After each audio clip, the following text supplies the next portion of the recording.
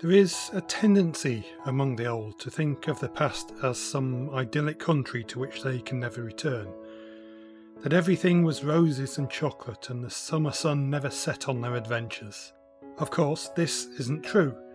Memory has a habit of flattening the peaks and troughs so only a woolly sense of longing remains.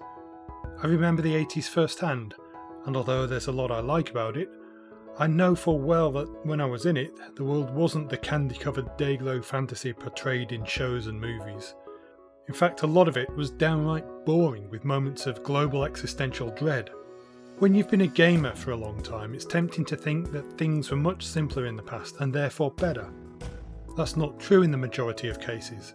Games of the past were, by and large, clunky affairs with barely passable graphics, sound and gameplay. It's rare that offerings from the 80s can hold a candle to what's being produced today, but the effect of nostalgia can be very powerful.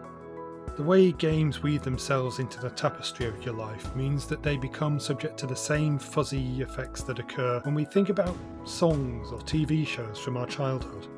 The fact that older games may have been less accomplished might play a part in a misplaced fondness for them. My formative years were spent in the 1980s where the ZX Spectrum, Amstrad and Commodore were king. Anyone who looks back on the games of that time, even the arcade games, would be hard pressed to think of them as technical marvels. But that isn't the point. At the time there had never been anything like these forms of electronic entertainment, and as such they became part of the culture in a way a PlayStation 5 will never be. For kids like me, they represented a break from the football and cowboy games we indulged in when we were forced outside, and they opened our imaginations. It's that last part, imagination, that was very important and formed an unspoken deal between developer and consumer. Consider Manic Miner. You're trapped underground and have to collect various flashing keys in order to open a door to escape to the next level. Or what about 3D Death Chase?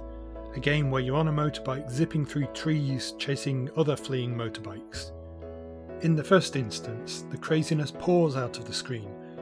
You're met with monsters and hazards that obviously can't exist underground. In the second instance, you're dodging an infinite wall of flora while an occasional antagonist appears on your screen. One bombards you with information, while the other allows your imagination to fill in the gaps. When you're young, you can't underestimate the way your creativity is influenced by, and imprints itself on, the games that you play. I used to be very into Tau Ceti on the Amstrad. It's a pseudo 3D affair where you have to travel around the landscape looking for pieces of material to stop reactors from exploding. It's a very sedate game with no real time limit and the occasional enemy to deal with, but at the time it fired my own imagination like no other.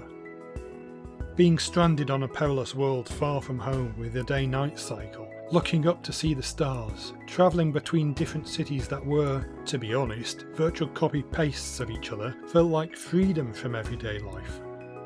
I'd create masses of maps and copious notes to track my progress, all the time feeling I was making a difference on an intergalactic scale.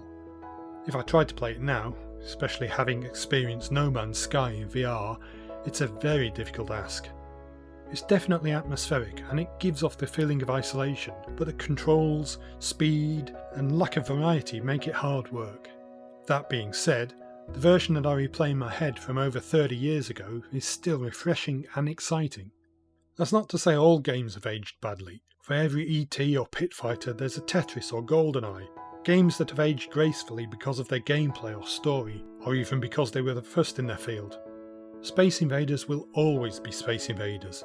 It's simple, obvious and challenging. It can be picked up and played by everybody, and it's just as fun even now. Similarly, the pixel art of A Link to the Past will always appeal to people.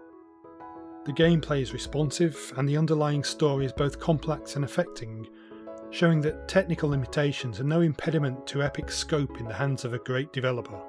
I mean, technically that whole game could fit on a floppy disk, if you remember what a floppy disk is. Originality is something that can be lacking in today's market. The continued reliance of what worked in the past has become a fact of business life. When you play the nth Assassin's Creed, sometimes you find yourself feeling that it's all been done before, and better, in the past. That's possibly true.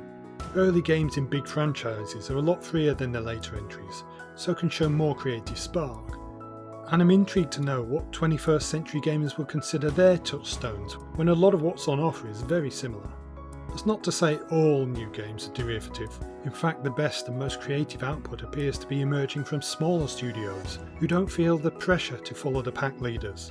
While games like Hollow Knight or Undertale wear their influences on their sleeve, it's the small, tight circle of developers that best pay homage to past games, where fresh ideas are concentrated around a handful of people rather than diluted by a committee. Singular visions that recall the era of Matthew Smith or the Oliver Twins. Personally, I find this cyclic nature very heartening. So, is nostalgia a benefit or a detriment? Well, it can be both. Pac-Man is still fun even now, but only in short doses. However, for those of us who remember the explosion of the games across all media, TV, comics, trading cards, it becomes embedded into our past in the same way that pop music and the Beatles did a generation before. Alternatively, something like Leisure Suit Larry may have seemed subversive and have been the subject of many playground and social discussions, but it just wasn't a good game, and now all that's left is the memory of the controversy it created. There is no set pattern to this, and there's a danger in dwelling on what made something great and trying to replicate the formula, especially when it was a product of its time and it hit the zeitgeist just right. I know that spinning up Jetpack again will result in 10 minutes of frustration before I turn it off, that guiding a blocky Lara Croft through a manor to get the feel of the mushy controls will make me wish for the polished parkour of Mirror's Edge. Even playing Halo will make me grind my teeth as I have to backtrack all the way to the beginning from the halfway point just to finish the game.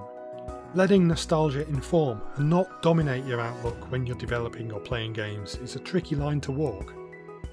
I remember the past with affection, and sometimes replay classics like TIE Fighter or Majora's Mask for the comforting connection to the old days, but I don't feel the need to indulge for too long. Not when games like The Outer Wilds or Control exist that feel both old and brand new at the same time. I've played the past and it was wonderful, but in gaming terms I cannot replay the past, at least not in a way that makes an impression on the present. Those old games inform my tastes, but being stuck in a nostalgia cycle doesn't appeal to me one little bit. We need to build on those greats, to create a gaming future that will be every bit as memorable to 21st century players as was our own.